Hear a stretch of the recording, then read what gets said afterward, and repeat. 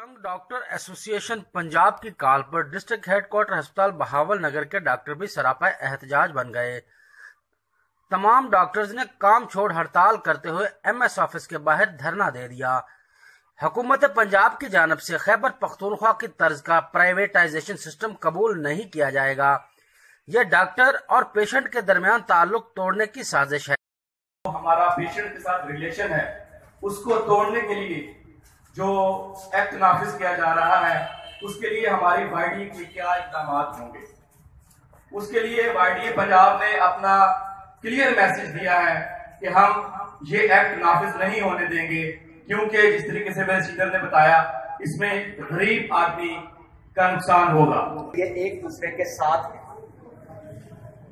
एक तो इसका ये मैसेज गेट टुगेदर का एक ये मकसद था, और दूसरा जो मेन था वो था मेडिकल टीचिंग इंस्टीट्यूशन एक्ट है, जो कि नाफिज किया जा रहा है हमारे ऊपर खैबर पख्तूनख्वा के बाद, जो कि पंजाब असेंबली से मंजूर हो चुका है। उसका मैं थोड़ा सा बयान करता चलूं कि उस एक्ट के नाफिज होने के बाद हमारे पूरे पंजाब में केपीके के बाद तमाम तर जो सरकारी अस्पताल हैं वो अपनी सरकारी हैसियत खो देंगे और प्राइवेट अस्पतालों की तरह चलाए जाएंगे।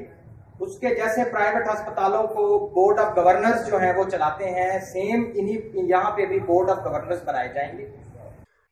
और इस कानून से सरकारी अस्पताल प्राइवेट तर्ज पर काम करेंगे। सरकारी अस्पतालों में फीस 800 रुपए जबकि 500 रुपए फी टेस्ट के मुकर्रर किए जा रहे हैं। दूसरी जानब डॉक्टर की सिक्योरिटी को यकीनी बनाया जाए। अद्वियात की कमी और एम्बुलेंस फराहम करना डॉक्टर की जिम्मेदारी नहीं, मरीज और उनके लवाहिकीन का तमाम तर शिकवा ड्यूटी डॉक्टर पर होता है। ये काम एडमिनिस्ट्रेशन के करने के होते हैं, जबकि तशद्दुद का निशाना डॉक्टर को बनाया जाता है। अगर हमारे खदशात दूर ना किए गए तो यंग डॉक्टर और इंतजामिया के दरमियान मजीद बिगाड़ पैदा होगा।